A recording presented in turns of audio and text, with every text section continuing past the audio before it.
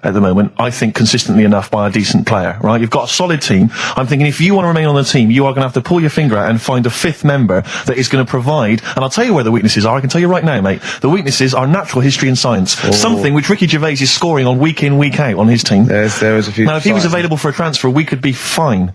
But we've got to find someone to fill in that space. Otherwise, I'm either going to quit or you're going to have to step down. Because I don't think I can be on a team where there is these obvious deficiencies. There are visible deficiencies in the team. You know, the £10. That's £10. I'm not made of money.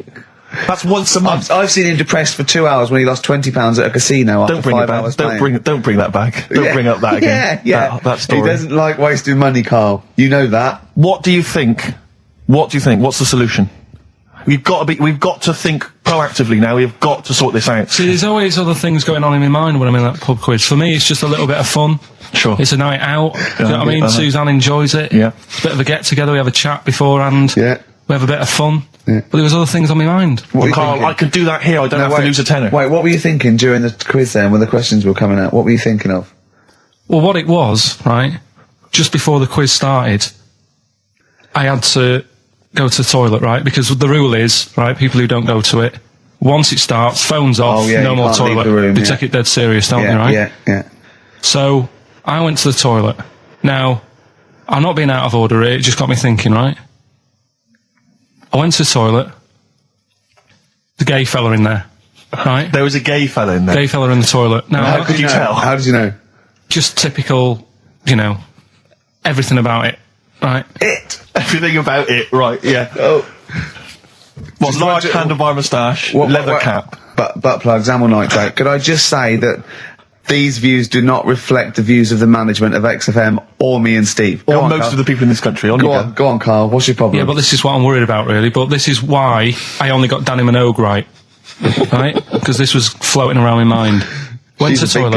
Now, going to the toilet, they have like men's cubicle and they have women's cubicle. Yeah. Now, without sounding out of order, is it wrong for me to think gay men should have their own little cubicle? Go in. They should have their own. Well, not cubicle. You mean an actual toilet, I suppose. When I was at the urinal, yeah. Normally, you know, there's a fella there, and then you go, all right, and there's no pressure. But I couldn't go. I was thinking, should I wait? If I go into the toilet, it'll look obvious. Yeah. I had loads of pressure, and but this was going on. What were you worried about? I'm so sorry. What were you concerned about? Viewers? I'm so sorry. Well, it's like, right, listen, when I was a kid, right, and it's alright for you to go into women's toilets when you're a kid, it's like, oh, it's a bit cute, right? As long as you're not, like, over 15 or something, right? Right. But when I was a kid, I went into a toilet, and women, when they use their little cubicles, they don't shut the door. Some of them just sit down on the toilet, right? And you see everything. And, no, seriously, that's probably one of the first times I saw, like, a woman. Yeah. That, right, and my Auntie Nora when she was staying over. What happened with your Auntie Nora? She was, she's into wearing caftans. Into wearing what? You know, caftans. Oh, yeah. What are caftans? Big, bellowy sort of dresses. Right. And, yeah, I used to sit on the floor at home in front of the telly. Sure. She was on the chair behind. Yeah. She did a bit of a sort of a Sharon Stone scene. Oh, God. Yeah. Did you see it? There was no underwear. No. What age were you? What was it like? What age were you? It was like a ripped tennis ball. What? Right, we're off air. We're off air. Either that or put us in for the Stonys. 104.9 XFM, Ricky Gervais, Steve Merchant, Karl Pilkington's pressing the buttons. We're playing some great moments from the last 3 weeks. And some great records, Steve, from the last 2 weeks. That's true enough. Yeah. We're not actually here today. What are you up to today, Rick? It's 8 hours earlier, so this is about 2 o'clock probably. Mm-hmm. So it's about 6 o'clock in the morning. I'm still in bed, mate. I'm asleep in my hotel room. Now, where are you? We're in LA. Los Angeles. Yeah. City of Angels. Rick. Yeah. City of Angels. Yeah. And so that's what we're doing. We're doing stuff like that. That's why we're not here. We're not here next week either. So next week is the best of this week. Alright, so, here's the first bit. Can I tell you one of the best presents I ever had? Go on. Without doubt, all I ever wanted was a go-kart. This is true. I was like you know, sort of 5, 6, 7. And I eventually, for Christmas, I wasn't sort of spoiled in the sense that I got pocket money, but I always got what I wanted at Christmas eventually. Because, working class mothers, they'd get it out of the catalogue and pay for it for the rest of the year. So I always got, I'd really, as many presents as anyone else. And I got this go-kart. It was a little red go-kart, and it was a pedal one. And I'd run home from school, and I'd be in it, and I'd get up and down the garden for hours. I'd have to come in for my tea, and this was fantastic. And this went on for like weeks and weeks and went through the summer, the next summer. It was just, it was fantastic go-kart. I'd show off. And then one day I came home, and I went, it was always at the back of the shed, sort of up against the shed. And I went in, I couldn't see it. And so I went to the back door. My mum was sort of like washing up with that. And I went, where's my go-kart? I thought it hasn't been nicked. She went, your dad swapped it. Your dad swapped it? Yeah. I went, he what? And I was going to be brave. And I went, he what? She went, he swapped it for a wheelbarrow. And I could see she didn't approve of this. And she was thinking, I'm going to tell him, and then I'm going to, have this out. And I went, right. She went, it's your wheelbarrow. And I went to the back of the shed, and there was this wheelbarrow. He swapped it with a bloke called Jimmy Dublin, who he worked with. Jimmy Dublin? Yeah, I don't know. I think he was a respectable member of the community. He was fine. It was his lively. No, I think he was an Irish gentleman, and that's why we called him. I don't know what his real name was. And I think my dad must have been drunk, and he went, I want to get my son a go-kart. And my dad went,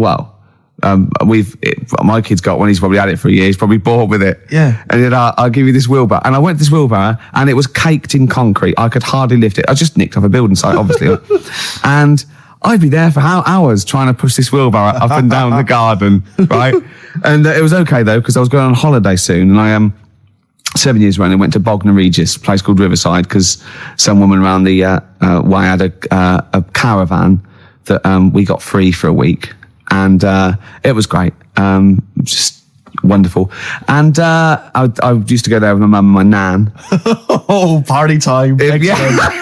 Yeah, the age of 7 to sort of go. No, it's good because when you're a kid and you wake up in a strange place, it sort of seems weird. You wake up at 3 o'clock in the morning hearing your gran pissing in an iron bucket, and We've all been there. You get disorientated. Anyway, and I went on holiday, and I met a little friend who was about my age. We were both sort of like, right? And he'd hired a go-kart. He had this great go-kart, and he came down to my caravan, and I went, I've got a go-kart. And I remember my mum opening the window of the caravan and going, don't lie. That's so evil. And I went, I had a go-kart. Wow. Yeah. Did you ever talk to your father about the fact you swapped it? No. You never mentioned it to him? No. You still got that wheelbarrow? I think so. I've grown into it. Yeah. I can nearly lift it now. Yeah. And now I'm just too old to run up and down the garden with now it. Now you get one of your several gardeners to use it all the time. Wow. Oh, dear. Now, Carl, you promised me that you were going to reintroduce Educating Ricky. Yeah, we can do that. Have you got it? Have you got something that will that's something that I won't know that's correct and that will interest me? Yeah, there's loads of stuff. Is it anything to do with monkeys? No, we've got monkey news. We've got monkey news coming up. Of course we have. Yeah, monkey news. People are there now. Over to XFM for monkey news with Karl Pilkington. No, we won't do that yet. We're not doing that yet. Educating Ricky is. Yeah. Well, let's do it. We did it ages ago. Educating Ricky. Oh, that's interesting, and it's correct. Hang on a minute, though. What I do is I tease you, don't I, with headlines. Oh, go on then. And then you have to sort of go, that one sounds good. Go on then. What are the headlines? I want to know more about that. Educate me. Yeah. Right? Okay. You've got, Jeez. That Nelly died. That Nelly died. Oh, like, Okay. Right. Could be about an elephant. Yeah. Go on. You've got that. You've got, I got well. Take well as red. So they all start with well. Okay. Knob body has been that lucky before. Brilliant. All right. Okay. Or you've got get a lobe of this court case. Right. Okay. Not bad. I'm going for knob body has been that lucky before. Right. It's a story about this kid who was born. Right. Was he? Yeah, he was popped out and the dad and the mum saw the baby and it was like, oh, that's a good looking little kid. Sure. And they were proud and that. And then they're surprised that it's a good looking little kid. It's theirs. Yeah. Like it could have been a frog, and they'd have gone, "Oh, he's got your eyes." And then the doctor goes, "Yeah, it is, but look at that. What? He said, it's a boy and hasn't got a knob. I love the doctor saying that. I love this GP or this midwife saying that. Oh, we love little boy. Yeah, but no knob, baby. Mr. and Mrs. I mean, think. Right. No, but I'm speeding it up a bit. All right, come on. So the baby's Right, so the born. baby's like that, And and the doctor says that, and the woman's like, oh, it's our first as well, and stuff, right? She's really gutted. What's the second going to be like? So, Go ahead. so Just a knob. the doctor says, We'll call it Carl. All right, go on. Right, go on. so the doctor says, well, I'll leave it with you for a bit, get used to the idea, right? As opposed to throwing it away. So he wanders off. Yeah. He comes back with a smile on his face, right? Found the knob. So the mum and dad are like, what are you smiling about? He said, you're not going to believe this. Baby's just been born. It's got 2. Right? You can have one of them. And they did a little operation. Where did you get this information from? That's in a book. What book? Is it the same as the book that you carry round with you? No. With the woman with 3 legs, the juggler with 9 arms, and the bloke who found shagging a chicken under a rock. Is it in that book? Weird though, isn't it? Well, it's not true. It is true. What, in the same hospital, there was a baby born without a knob. Luckily, Carl. It happened. You swear to God you're not making The this up. doctor making it came up, back honest to God. smiling because you won't believe it. There's a baby there with an excess of a knob. It happened, honestly. I'm not, all these things are not made up, the educating stuff. That's why I do it, innit? Teaching you stuff, always teaching you stuff. All right, if anyone can confirm the baby with no knob, they're going to baby with confirm it 2. because they're going to go to the same dubious website that Carl got it from. I always try to be level-headed and reasonable in these situations. And it's You always ignore it. Guatemala or Mexico. Rodriguez was born without a knob. Luckily, baby next door and was got 2 knobs. What a load of shite. Play a record. I should just confirm that we've had a number of emails that say the baby born without a knob and then having one transplanted from a baby that luckily enough had 2 knobs is apparently true. Listen. So- I don't question that you could be born with a deformity and get someone's, fingers, knobs. What I'm saying is, it didn't happen with the doctor goes, I'll leave with it. I don't believe it. That baby's got 2 knobs. Exactly. What a coincidence. I bet that little bit of information isn't in there, is it? Sure. That he went out the door, I'm going to get a coffee, came back, bloody hell, hold on, no, here's an extra knob. I found an extra knob. We can put that knob on there. Perfect. I think that my new TV is too big, Rick. I said that I know, when he I bought don't know what it. I was thinking. But I can't believe it. He talked about this buying it. He's got a bit of cash now, of course.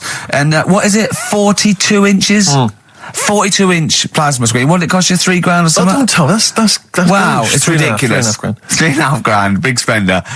Of course, it's too big. Well, I can't get far enough back in my room, in my living room for it. You're meant to be, I think, 4 times the screen size away from it. Really? To get out from the air. So that's 4 times 42 inches you're meant to be sitting away from it, which is impossible. Yeah. Well, I'll have to just get friendly with the neighbours. Yeah, watch it through a hatch. If that's the case, though, are you better off just getting a portable? What? I don't understand that rule. What are you saying? Well, you're meant to be 4 times the screen size away from the TV. But then what's the point in having a big telly if you've got to keep moving further back? Get a portable and sit right next to it. Do see your point. Why do people go to the cinema then? Did you see films that are out yet? Fair enough, he's got you there. Done. I'd tell you this, though. I had it delivered, and are you supposed to tip delivery men? Of course you are. I don't know. I've never had anything delivered before. Not if it's a courier with an envelope, but if it's a bloke who's struggled up the stairs, two fat blokes with a fridge, then give him a £5 for a drink. But the problem was, I didn't realise, and I was thinking to myself, I wonder if I've got to tip him. And the guy was leaving, and my mobile phone went off in my pocket, and I reached in to get it. He put his hand out thinking it was a tip. I went, it's just my phone. And I felt terrible after he left. I didn't know. What was I going to do? Run down the street and offer him a £5? No, of course not. No, I'm not made money. I just spent it on TV. Yeah, I've got no money, mate. I just spent it all on this. I had to clean out my jar, everything, the drawers. Yeah, I'd take some bottles back. The problem was, it took me forever to wire it in. I thought, I'm not going to pay for someone to wire it up, So it took me about 3 hours to wire it in, and it was huge. And I got it switched on, And the first programme that was on when I got it wired in was Bargain Hunt. I'll tell you this, David Dickinson's tan almost took my eyeballs out. It was incredible. It was like X-rays. So the close. glow. You know, a huge plasma screen with this orange thing coming out, and he keeps turning to the camera, doesn't he? Just to get you. Yeah, he turns away. You get a bit closer. They go, "What's he doing?" He just turns around, takes the cornea off. What do you think, Bargain Hunters? Bargain Hunt. Oh dear, that's why I'd buy a plasma screen to watch Bargain Hunt. I mean, it's ludicrous. This is the problem, is because what do you watch? I mean, have you watched anything that's been worth having? The only thing I've watched really worth watching. 24. Well, 24 works great, but also films. Obviously, that's the main reason I bought it, because films just look amazing on there. Yeah, DVD on the plasma screen. The brilliant Blur, Out of Time on XFM 104.9. One of my favourite singles of the year, and that's another thing. We'll be playing our favourite singles of the year, as well as our favourite clips of our own show. Rick, I imagine if people have got a bit of Christmas money, they're wondering what they can spend it on. Office DVD. Well, other than that, these guys have got some ideas. What, adverts? Brilliant. Exactly. Carl you had to go to one of those well clinics, didn't you? No, I haven't gone. Why? Because I'm not happy with it. What? I'm not happy with the whole... Well, it's just... Do people know what them places are? They'll give you a whole... Have you heard of them? Yeah, I've had one, yeah. They check everything. Which, Suzanne, my girlfriend, was like, you're 30 odd now. When was the last time you went to the doctors? And I haven't been for ages because I don't... No, I never go. I never go. Unless I think I'm honestly going to die there. I'm in agony. Think they can always find something. Jane made me go to one of those things, those boot things where they do that. It's, couple £100 and they give you a complete head to toe, don't they? But head to bottom is what it is. They do the old finger up the arse thing. Now, what is that testing for? Well, I like that he said it quietly, because he's on the radio. You can't say arse. Yeah. I say it quietly. Say it quietly. Yeah. Arse. Yeah, arse. That's what our mistake was, because we got a complaint upheld, didn't we, for saying... And I'm talking about a male chicken here, which is a cock, as you know. Yeah, and we said that word, right? So if we'd have gone, cock, we'd have probably gotten away with it. You can get away with murder. If you just whisper it very So go on then, I'm not going because I'm not having that done. I don't understand what you're going to find up there. That's your head. No, but why can't you just? I mean, it's the heart that I worry about the most. Do you mean that in a kind of romantic sense? No, I mean if they'd have to have a long finger, wouldn't they, to check that out? They go, "Is something wrong with your left ventricle?" Yeah. Now, this thing about the doctors, they hold your testicles and they make you cough. Yeah, they don't hold the testicles anymore. They just put it sort of like by the side of them. And what's that testing for? I don't know. I think it's something to do with if you got something wrong with your diaphragm or something like that. You can't do it when they press there. I don't know. It shows them something. So it's not doctors having a quick feel. Right, so you can't... well, that's good, because do you remember when Carl said he's going to die of cancer? And I said, why? He said, I don't check my balls. I said, why? He said, I don't like the feel. So they feel it for you. They feel them for you. And you can just relax, shut your eyes and think of England. But don't mess with them. What do you mean? You can do more damage messing about with them. Just leave them. And it's two anyway. You can afford to lose one. Yeah, I don't think that's the point. I think the point is it sort of spreads, doesn't it? You've got to check the... I mean, I'm not saying, if don't do it, because they spend a lot of money saying to people, have a quick feel if you've got the time, what have you. But I don't worry about it. Leave it alone. Why, out of interest, why do doctors stick fingers up your arse? Check the prostate. Check the prostate? Yeah, because if it's swollen, it could lead to all sorts of problems. Again, they're not having a laugh, Carl. They're not going, look at this bald little mank fella. But there's no nice way. I'll feel his balls, stick a finger up his arse and send him home. 300 quid, please. On you go. What about me art? It's fine. And they're all laughing. Roger, Jeff, stand behind that two-way mirror. yeah. What's this? I'm not going anyway. So. Really? You're not going because you don't want... No, I'm not happy with that. It doesn't even matter. It's not the fact he's a stranger. If it was someone who I knew, it'd be just as bad. That'd be worse! Imagine that! At a dinner party. Oh, God. Oh, look, hello, Roger and Selena. Do you mind, Roger, Would you allow any of the celebrity doctors to do it, though? Dr. Dre? Any of those? Doctor Who? I just don't understand in this day and age. Would you allow Christopher Eccleston to stick his big northern finger up your... Do you got a song on anyway? But I still call Carl every day anyway. Oh, sure. I called him a couple of days ago. Of course you did. And I went, it was the weekend, I went, what are you doing?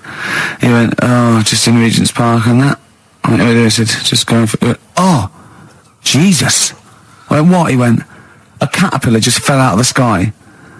I went, what? He went, a caterpillar just fell out of the sky. God, it's there, it's wriggling around. I went, sure a bird didn't just drop it? He looked up and went, oh yeah. It was a bird. Of course he did. Yeah. For a moment, he thought caterpillars were raining from the sky. I thought I was in chicken licking. Yeah. Unbelievable. Why did you think a caterpillar had fallen out of the sky? I don't know, it just startled me a bit. I love Carl being startled. I like the idea of him straight on the phone to Trevor McDonald. Look, Trevor, there's caterpillars, insects falling out of the sky. They're falling out of the sky now. Put it on the news, quick. Are you sure there wasn't a bird? Oh, there was a bird. Yeah, sorry, Trev. Bye. But it was after, like, I hung up the phone and that from you. I sort of sat there for a bit watching it. I imagine him cross-legged, just in front of it. But do you know on the what? grass. Because of his shape, the shape of his head, and his sort of IQ, I bet the caterpillar was thinking, Mama. Yeah. Do you know what I mean? Yeah. It's unbelievable. Go on. And it was sort of running about all over the place, right, Steve? So the caterpillars have loads of feet and that, don't they? Wow! Well, they have 6 legs. They're actually a larva of an insect, so they have 6 legs. But they have little sucker things to hold on to the back of cabbages and that. No, they've got more than that. I'll tell you, they've got 6 true legs. Trust me. Trust me, I'm a scientist. And you were thinking what, Carl? Well, but they've got little pods. They've got little pseudo pod legs and little suckers. Yeah. But it was running about like everywhere, right, mental, but sort of running off to the left, and then it sort of went back to where it was, then back, went right and what have you. I'm just thinking, whoever gave them the legs, right? What's the point if they don't know where they're going and that? Do you know what I mean? If you can get Imagine that sentence. Did you hear that sentence? Can we play that sentence back? No, I don't think we can. Imagine who gave him that legs. Whoever gave him them legs, what's the point if they don't know where they're going and that? And that. Always and that. And that. But maybe you just, to be fair to the caterpillar, with all its legs, okay, and you know where it's going, it had just been plucked from its house by a bird, shot up into the sky, and then dropped from 80 feet, hitting the ground. Onto the head of a weird, bold-shaved monkey. It was probably concussed. Yeah, it's one of them things again, though. But it still knew more about the world than you. How does that make you feel? I just think it's a waste of time having all them feet. It's the same thing as the... now it's got feet now! It has a nightmare buying shoes, doesn't it? You know, you just mentioned there about sort of no knickers and that. Is this going to be your Auntie Nora? No. Right. It's just, like the last flat that I lived in, I always had a good view across the road and I could see... It was the hairy... There was the hairy Chinese not kid. hairy Chinese kid. He was just a Chinese kid, actually. Yeah.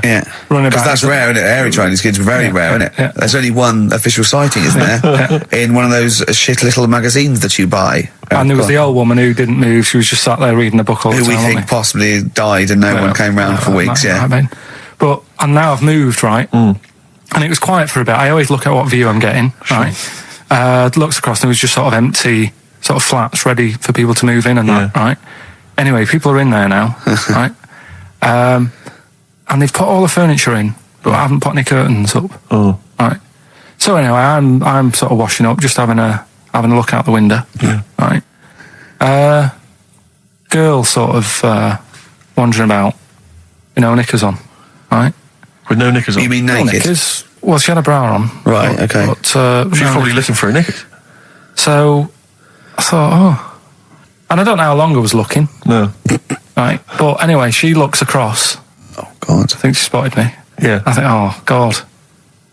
I felt really bad. Yeah.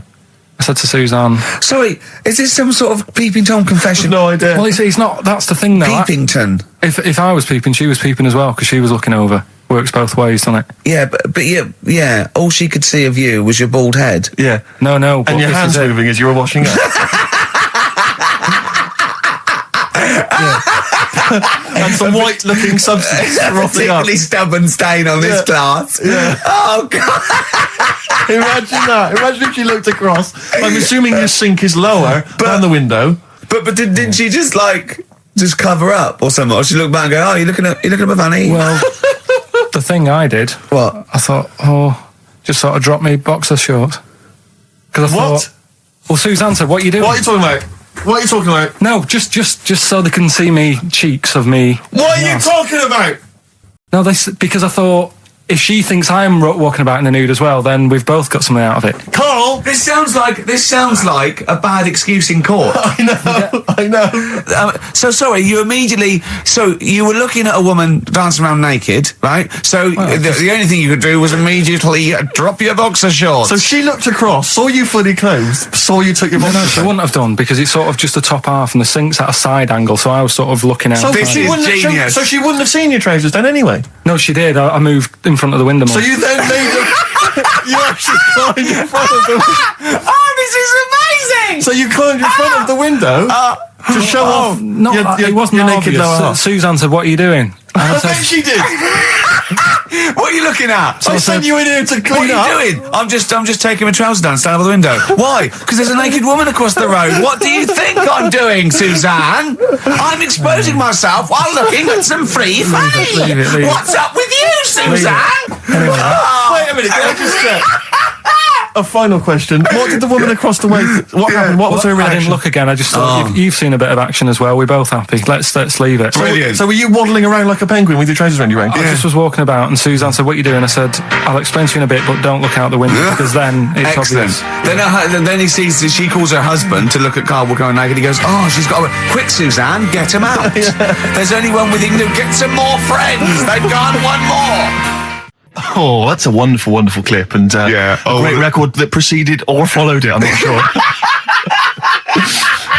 But could I make some dedications? Yeah. Because I last week, just before we had to come in to record this, I popped out trying to get onto the tube, and I had a nightmare because there were millions of protesters, so-called protesters.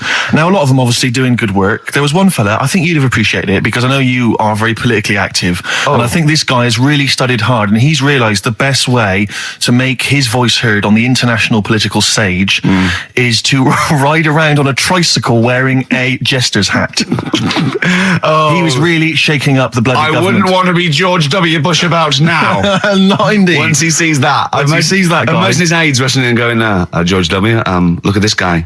Where's that? That's in London, England. Okay, call off the forces. Is that a large tricycle? Yeah. Is he wearing a nappy? Get me Colin Powell. Why'd you call him Colin, not Colin? It's the way he likes it. Don't about. Just call off the troops. There's a in a jester's hat. Call the troops off. Just bleep some of those bits. Have you got some educating, Ricky, for me? Got some education. I need some education, Carl. I desperately need some education. I want to learn about Chinese kids that are born hairier than average. I want to hear about deaf girls that can hear after their mum hits their head against a wall. These are the things I need to know. I mean, I don't wish to be disrespectful. He doesn't look like a genius. He doesn't look like But then I don't know what a genius looks like. Exactly. So, Steve. I don't want to be an Look at Einstein. Yeah. Yeah. His mum thought he was mental as a child. Where'd you get that information from? That was in the Einstein book. Well, it was in the Einstein book, then it's presumably true. Which Einstein book is that? Theory of Relativity? The big book of Einstein stuff. Oh, yeah. Yeah, the big bumper book of Einstein stuff. It's for a coach trip, and you have to fill in E equals MC1 squared, 2 fish, or 3 hello, and then it's multiple choice, and you fill it. It's great. It's Did his mum think A, he was a genius, B, mental? Most people go for A, but it is in fact B. She thought he was mental at the age of 28. Oh, Carl, you never let me down. You never let me down. So have you got Educating Ricky for me? We've got Educating Ricky coming up. We've got Rockbusters. We've got Rockbusters. Great As seen and talked about in Heat. In Heat magazine. It's got really tough this week now. We're not messing about anymore. Right. Got some good prizes. Absolutely, yeah, we'll talk about those later. Because, I mean, was it last week that you had the classic? Was it, I can't remember, I'm paraphrasing, Carl, apologies. Something like, I'm here in Texas, I've fallen in a puddle, and my knee has got wet. Yeah. Wet Knee Houston. Whitney Houston. Yeah. Also, it was last week when there was a little bit of confusion over the one for Holly Valance. Right? Of course. I don't think it was confusion, I think it was your error. Yeah. No, it wasn't. And it was Holy Valance, and you meant Pelmet. Then Becky, who called up that time and said, if you're getting mistaken with Pelmet, right, she sent me an email in a week saying, I've done a bit of research. Yeah. It was my fault. I've made an error. Yeah. It is a valance. Okay. And I know about valances. As I told you last week, at the very end, my auntie loves them. Yeah. Right? She makes them. She started off just like putting them on top of the sort of window around the curtain. And then she thought, I can do more with this. Yeah. And she had a little coffee table that had magazines underneath. And she said, I'm sick of seeing them magazines when I'm sat down. She sounds like a Pilkington. So... I'm sick of seeing them magazines when I sit down. So she put a valance around the table. Yeah. She just got valances around everything now. Yeah. Then, next step, she tapes everything. She never actually watches telly. She tapes it all because she gets sick of listening to the adverts and that. Yeah. So she tapes everything. So she's got loads of videotapes and that. And the video used to get on her nerves. When she was watching a film, she'd see the clock changing. Oh. And it distract her from the film. So she put a valance around that. Yeah. That's genius. Yeah. So, That is or is it mental? Only Mrs. Einstein can tell. I don't know. She's even made a little Jack Russell look like a hovercraft. Yeah. If you stand He's great. So everything's got a valance. If you go round and you stand still for too long, the chances are she'll balance around your head. Yeah. This is this is Auntie who? Auntie Nora. And this is the one that farted for 5 minutes. She did. Lest our listeners forget. Lest we farted forget. for 5 minutes, called his mum, saying I'm farting, 2 minutes into the fart. She said about 2.5 minutes in. Yeah. Just like, for example, that's why your balls are on the outside. Because the cells have to be a certain temperature to survive. I don't know if it's the sperm or Sertoli cells, but they have to be a couple of degrees below body temperature. Otherwise, they'd be in a nice cage and we wouldn't get kicked in the nads. What do you mean?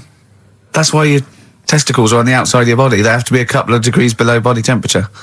Yeah, but it's not. That isn't why they're there. You see, this is like the chat we had last week about the giraffe having a long neck. What do you mean? They're there because that's where they happen to be. They didn't go right. Well, that's what evolution is. It's a selection process. It's not a will. The balls didn't say, look, I'm too hot, let's get us outside, let's get outside of here. All right, hang on a minute then. What? So a little man monkey, right? Theirs are in the same place as ours. Yeah. But they're walking around naked, so it could be anywhere. They could be like on the back. It doesn't matter where they are. They call it, well, they could be on the back, yeah. So why aren't they? This is a completely different... Steve! You started it. I wash my hands of the whole affair. And we're not only back to balls, but we're back to monkey balls. Yes. In one thing from about parasites, we're back to monkey ball news. Yeah. How do we get back to chimp testicle news? All right then. So this worms in a fish. Yeah. It's like a little platy helminth. I think it's some sort of. But what I mean is, why are they about? What do you mean? They Why? evolved But why haven't they died out? because they're very successful. Yeah. What do you mean? Yeah. What do you mean? Yeah. Tell me the brain event that made you say yeah in that 1 second gap. Because in a way I don't get it, and if I think about it too much, it hurts a bit.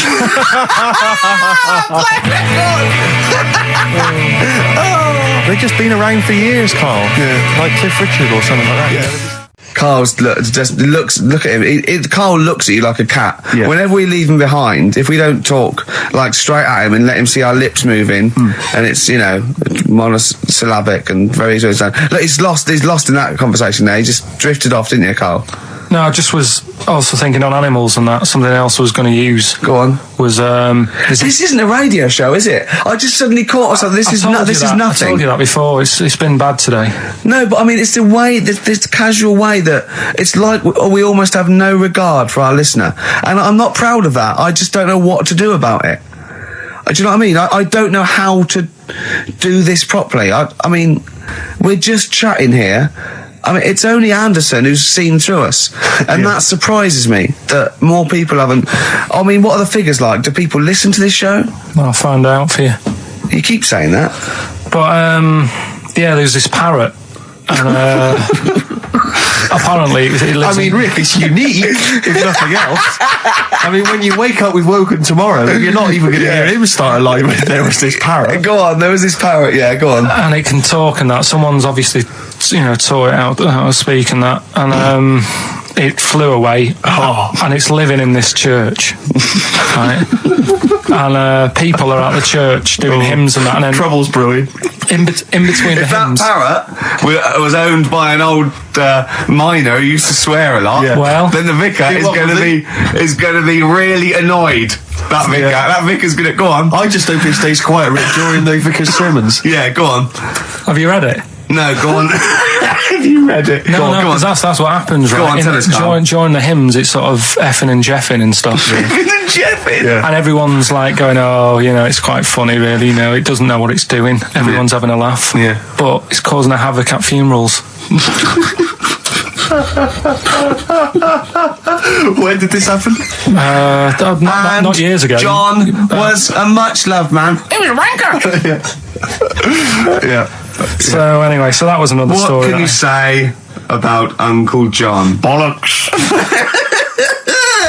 Oh, Carl, I love the fact that when you look at things, you go, that's interesting. The parrot swears at funerals. That'd be amazing. And it stays with you. You see, for a simple man, you retain an awful lot of knowledge. It's just all rubbish. all Do you know what I mean? If you just replaced all this rubbish with good stuff, you'd be an intellectual. Yeah. Really.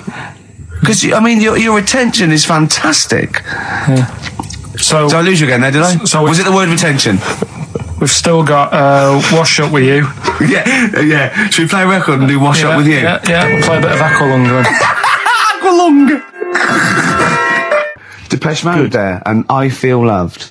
Who'd have thought Depeche Mode would have been that huge? I think I'm seeing little lads from Basildon with little plinky plonky sound. I thought that'd be it. They'd be like Visage or something. That'd be it. And now they're stadium rock fillers. They're huge. They conquered America. He went through some hard times. He came out the other way. And well done. But see, I think what you just said there is a very good example of why they are and why certain other bands aren't. Because if you think about it, for me, you see, whenever I think of a band name, if I see a new band's come along or whatever, I always use a very simple test, which is, can you imagine that you're the announcer at a huge event? Maybe it's like broadcasting around the world like Live Aid or Nelson something. Mandela Or it's a concert. Nelson Mandela Freedom concert. Yeah. And you can imagine someone He's there. And Nelson's there. Yeah, with the Everyone's Spice Girls. Oh, they're all there. But you can imagine someone saying, ladies and gentlemen, please welcome to the stage, Depeche Mode. Yeah. Ladies and gentlemen, Rolling Stones. The Who. Exactly. But you can imagine someone saying, ladies and gentlemen, please welcome to the stage, Visage. Ladies and gentlemen, will you please welcome our headline act? Welcome Idlewild! Exactly. Ladies and gentlemen, please welcome to the stage, Ned's Atomic Dustbin. It doesn't... Do you know what I mean? You just know. The Levelers! Some bands aren't going to make it. Ladies and gentlemen, please welcome to the stage, Mega City 4. You know what I mean? It's Just a simple test. We'd like you to do that at If you're thinking of starting a band, or you've just named your band, you're just beginning, just phone in, tell us, or email in, tell us what your band name is, and we will use that simple test. And we will do the test. Ladies and gentlemen, will you please welcome to the stage the Franken Walters. Jimmy Eat World. Ladies and gentlemen, please welcome to the stage, Cooper Temple Claws. I don't think it's going to happen for those lads. Here's a good It's one. a simple test anyway, but 100 reasons, please welcome to the stage. 100 reasons. 100 reasons I think would work quite well. I'm just going to give the email address, ricky.gervais@xfm.co.uk. You've got a real problem with Rick Wallow, haven't you? He turns my stomach. I know, but don't... Because he's arrogant as well, though. Exactly. That's the problem. Don't explain to people that... No, he you know, is a bit arrogant. It's his whole thing, that it's the whole package, so to speak, that you don't Well, there's another thing in this quote, because it's he's not just the fact that he eats too much. He tried apparently to lose some weight, and he said the first month I lost 11 pounds, the next I lost a stone, but in the third my body did somersaults and I put on 9 pounds. I had a slip up. I can't say when, why, or how, but it just sneaked up on me. Yeah. I don't believe it. Yeah. Don't believe it just sneaked up on That him. body's never done a somersault in its life. No, it just sneaked up on him. Me, yeah. It was the cakes again. Yeah. It was the same old cakes as before. It was exactly the same problem. Sleep eating. Yeah. It's called. It was the KFC bucket again. It was the Oh, family-sized dear. KFC bucket Oh, for breakfast. Dear. Poor man. The other thing is that I don't think that's a very good shock tactic for a doctor to tell a 20-something, well, to be honest, you've got 20 years to live. Yeah. That's not, you know, Doesn't mean and anything when I was 20. 20, the thought of dying at 40 was fine. Yeah. I didn't want to live to 40. I Yeah. just thought, oh, what can you do when you're 40? Yeah. Just laying around doing nothing. Eating cheese. And then you got there and you discovered... No, but someone said dream came true. Sophie here sent me something, and she says, I realise you're not Graham Norton, but I had to send you this. And she sent me the top of a little cream cheesy thing, and it's the brand name is Gervais. How odd that is. Have you been... They've named a cheese after you. I think it's a big French company, and this is from the Czech Republic. It's all over Europe, and so That would be a dream come true, wouldn't it, if they named a cheese after you? No, I think it's probably ancestors, and so I've cheeses in my blood. Sure. Quite literally. It literally is, yeah. Another heavy Friday night, was it? It comes out of pores like those Play-Doh things. Yeah. I can squeeze out different shapes. Jane, bring the Stilton in. It's Friday night. This isn't fried. Exactly. But yeah, so we can't really have a go at Rick Waller. I eat too much, but But you're not big. I mean, one of the other contestants on the Fat Club, Celebrity Fat Club, is another one is Jono Coleman. Oh, we love Jono. Now, Jono, I don't know, you know Jono, he's that guy who does, he used to be on TV, and I think he does a breakfast show on a rival station, doesn't he? He's happy, isn't he? He's so trivia, and he's a really nice bloke, Jono. It's funny because he does a breakfast show on Heart, which is wrecking his own. There's a bit of irony. I love Carl. Thanks, Carl. Do you know what I mean? I love you. I can see where you're coming from. Yeah, that's good. But we've met Jono a couple of times. We saw him at a couple of, not wishing to say not to show off, but a couple of awards dues. Yeah, like that's showing off. But like people would have seen dead there. Well, yeah, but we went to one where everyone was in like tuxedos or suits and ties. Not Jono. Jono was wearing a pair of Bermuda shorts, Big Bermuda and a shorts, Hawaiian knee-length Bermuda shirt. shorts with just these little. But I saw him again another time, feet. and he had shorts on at a similar event, and I've seen him since in the street, and he's all. I'm wondering if he can wear trousers. I don't think he can actually wear trousers. I don't know if there's a medical reason for that, whether he's just, his legs are too fat. I think the material is a waste of money. I think it's just that you can get shorts that big and they're comfortable, and, I mean, to be quite honest, I don't want to squeeze into a tuxedo anyway. So, if you can go, I'd love to turn up those things in Bermuda shorts. Well, of course. Flip-flops.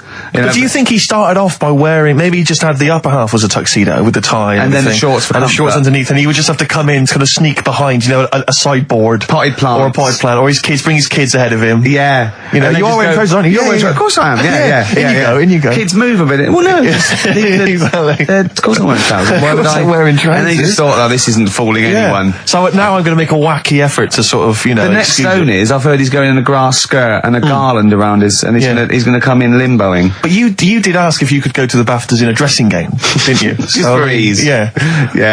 This is the Best Of Show on XFM 104.9. I'm Ricky Gervais, with me Stephen Merchant. Yes. I hope you're enjoying the Best Of. What do you mean your fortunes are on the up? Anyway, DJing. Well, I'll tell you, I was hired. Well, I say hired. I did it as a favour to a friend. His wedding the other week, and I got there. I was thinking, because everyone had their little role to play, and then people were doing a good job. I love you taking it seriously. And I spent ages putting together some CDs, special selection CDs. I love that. Because what I did was I burned them on iTunes. Did you turn up with your own headphones round your neck? Own headphones, wearing a suit, but headphones. Metal case. Didn't need it. Just had them all in one small box. Brilliant. Boom. I thought this is good stuff. I got some classics here. Give me an example. Give me an example of that, like the first hour, the warm up hour. Rick, I'm coming straight in with Frankie Valli. Oh, what a night! Brilliant track. I mean, when those beats start at the beginning, who's not getting on the dance floor? Wait a minute, what's this following up? Go on. It's the Jacksons. What, I Want You Back? I Want You Back. Brilliant. It sounds good at the moment, Carl. Yeah. So I'm thinking, at least I'm gonna roar this back, because they laid on a good spread. The ceremony was nice, food was nice. I'm thinking this is going to be the piece de resistance. Yeah. Alarm bell started ringing. Why? When I realised there was a marquee outside. Of course, it's a balmy summer evening. I'm stuck inside on the dance floor. I'm thinking I'm going to be struggling here to get them in. Even with flavours like this, I thought I'd struggle, Rick. So I'm sat there in my suit. I'm sat behind this little DJ console. I got all the big numbers.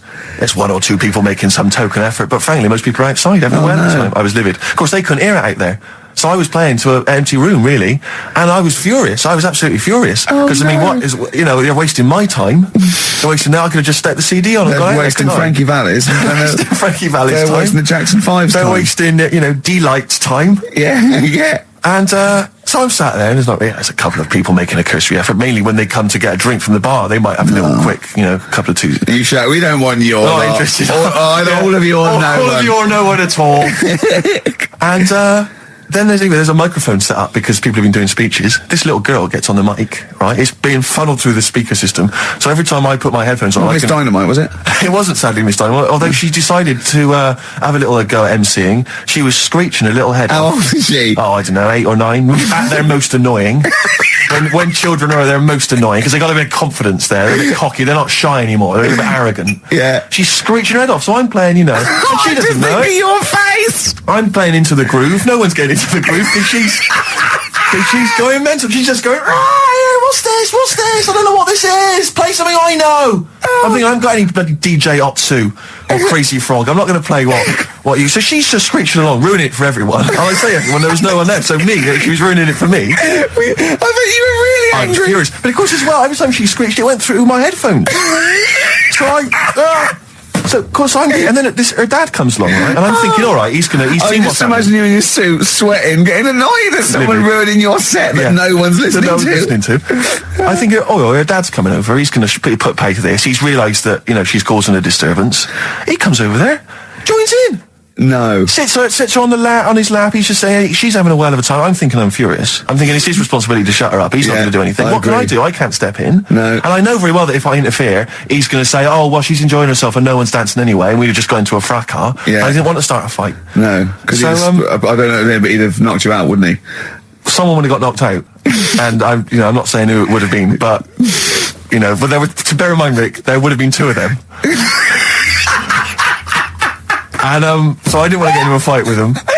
And anyway, so I'm playing. Anyway, so my friend came along. He realised what was happening, and I didn't have the guts to unplug the microphone because he'd have known. You see. Yeah. So I got my friend to do it when she had her back turned. So he pulled the plug out. The microphone went dead. She went, "What's going on?" I went, "I don't know what you're talking about." I said, "I don't know." She said, "Where the microphone?" I said, "You must have broken it." I don't know what's going on. Someone will probably make you pay for that. Anyway, at least we shut her up. That is great. But it really went from bad to worse. And there's that thing when you panic, you start panicking. So you're putting on a lot of flavours that you would have saved till the last hour. What are we talking? Boom, Boom, Shake. Exactly, you're throwing him in early. Love Shack's coming on way too soon. Really? Oh, Love Shack before 11. It's heresy, but I had to do it. But anyway, in the end, I made the bride go and get some people in. I said, look, it's your special night, all right, and they're going to enjoy this. I'll be honest, love, this is a washout, and it's up to you to turn this wedding around, or I'm walking. And I tell you, they're going to have a sour memory of this evening unless you bring some people in. Get everyone in dancing. So she got them in at the end. Brilliant. And I'll tell you this, Carl. I mean, I don't know what you say, but they were loving it. They were absolutely loving it. A bloke came over and said, "Have you got Amarillo?" I said, "No," but I put on something even better, Delilah. Wedding crowds always go for Delilah. A song, of course, about old man killing his wife, but it always goes down very well, strangely, at weddings. They get into a sort of hokey-cokey thing. They went berserk for it. And I was following it up with, I had the monkeys, I had all sorts going on. Brilliant. Of course, you know what happens. I'm going great guns. People are absolutely loving it. They're rocking it. I throw in, I had something cracking on at the end. Come On Eileen, of course, was on. People were going berserk for it. Which is unfortunate because the bride's name was Eileen. Yeah. And then the bride pipes up. I'm throwing the bouquet. So they all traipse off outside again. I was furious. Oh, no. I plugged the microphone back in. I said, "What are you doing?" We got, but they went out there. And of course, you can't get them back once they've done that because all the women are running around. I got the thing. And then they got to wave everyone off, throw the confetti. They ruined your day. I was having a great time and they ruined it. She ruined your special day. She ruined my special night. Oh, no. It's on her head. What would you put on about now, Carl? What if I was DJing? Yeah. Probably a bit of a world party. Go on. Interesting. Into films and that. It's just that I only...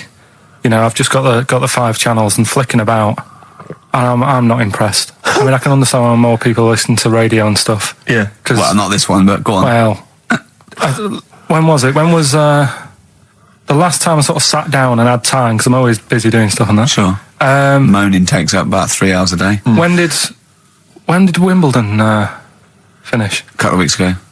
Right. Found myself sat there, right? I'm not having a go. I know we've stopped Cheeky Freak of the Week and all that, right? So I'm not going to be having a go. Christ, I sat there. I'm scared. No, I'm not having a go. You've always got to remember that. Go on, just get on with it. Get on with it. I'll apologise after. I'm just saying, watching Wimbledon, it wasn't, one of the major games. It was little fellas in a wheelchair having a game. Little fellas in a wheelchair. Right. But for me, I mean, great. They're doing a sport and everything. Don't put it on the telly. What was up with it? There wasn't like, a rally going on. No, do you know what I mean? Do you know normally, like with the well, not to Enman, but with some of the other with some of the other players and that, they're playing for ages, aren't they? It's like, oh, who's going to win this and that? Yeah. None of that. It was just like, hit it, net. Oh, Christ! Oh, God! I don't know what to do! And people were like sat there watching it as well when they've got other games going on in there. That's what I couldn't understand. If you've paid your money to get in, Yeah. I mean, like I say, good on them if they. Do you know what I mean? But it would have been. I And don't they know. all start first in the marathon. I just thought it would have, give them a game of swing ball or something. Yeah. You know what I mean? No, yeah, I understand. Oh, Yeah. There's never anything on. XFM in the community. Let's play a tune. Ricky Gervais, Ricky Gervais. Don't put my name to this last link. Don't put my name to this last link. Ricky.Gervais, xfm.co.uk. Oh. Magic, Virgin, if you're listening, we are available probably sooner than we thought. Oasis and Songbird. It's a nice little ditty It's all right, yeah. of a It's not too Saturday. bad. Yes, thank you. XFM 104.9, Ricky Gervais, Steve Merchant, Karl Pilkington. I think we should go straight into it, Karl. I think we should do the competition. There's Karl in the corner. It seems a little premature. Do you reckon? Yeah, I Do you think reckon so. it's so Yeah, good? We should tease it out of them. Well, it's a big thing. It's just that I've got absolutely nothing to say. Sure. I haven't really. Well, I mean, like often I know you all have spoken to Karl in the week. This week, for some reason, I've been speaking to him. Oh, right. I spoke briefly to him about Michael Jackson and the documentary. Yeah. Now, of course, I thought that was extraordinary. Amazing, and I asked amazing Karl's piece of opinion. work. Yeah. And he didn't mention to me the fact that Michael Jackson likes to climb up in trees. No. He didn't mention anything about his bizarre relationship with children. He didn't mention anything about his obsessive billionaire spending sprees. Right. He didn't mention anything about the mannequins he has in his thing, or the fact that he drives around his sort of 7 hotel suites in Las Vegas in a little kind of old people's scooter. The only thing of note for Karl was he said to me, "Did you notice how big his hands are?" I'll tell you what, though, I did. What? How you look at the man's got like a face that he's had reconstructed. Well, I can't seem to say that. It's libelous. Yeah, But, he hasn't. He's got an he's had two nose face. jobs. Yeah, And you're but looking at his hands. But I think it's because you look at him and he looks a bit like there's a bit of androgyny there, but it's sort of like it is quite a petite sort of old lady's face in a way. But then you see these labourers' hands come out. That's always the way with a tranny, isn't it? You know what I mean? Well, you can't accuse him of being a tranny. No, he's not. No, he's not. What are you saying? No, I know He's got not. enough issues. Now you're accusing him of being a tranny. I like him. I thought he came out that brilliant. I thought it was really. I really felt sorry for him. No, I think he cleared up a few things as far as I'm concerned. I thought it was a fascinating piece of work, but I did like the shopping spree. That was great. Extraordinary, because he's just got going such around bad just taste. pointing. I know it was bad taste, wasn't it? It was like one of those bazaar shops. You know what I mean? There's anything sort of a gift shop, but they're trying to make it look like Ming. But and it's he sprayed gold. If he'd been living in a trailer park, he'd have been ordering, one of those porcelain dolls dressed like a Harley Davidson bike rider, or an Elvis commemorative plate. It was the kind of billionaire equivalent of that. But the hands were a giveaway. It's the same as those sort of transvestites. It's like you get. What's it about his hands? I didn't Well, even see you know his when you hands. get like a cab driver or something, right? And he decides to turn transvestite about 60, and he goes on Kilroy. Do you know what I mean? It's that way. He got a twin set of pearls, and he goes, "I've never felt so comfortable." But his hands are still big. He's got a little wig, and he's got the lipstick on, and he's with his teenage kids who are going, "Kill me." Do you think he's been having surgery on his hands to make them larger? Bigger, yeah. Is that why he was wearing that glove through most of the Exactly. But I think he wants to be a goalkeeper. Right. And they said, well, you can't, Michael. You got a big hands. It would help him climb the trees. Yeah. And he can play tennis now without a racket. Yeah. So what did you make of it, Karl? Were you intrigued? The Michael Jackson thing. It's, it was all right.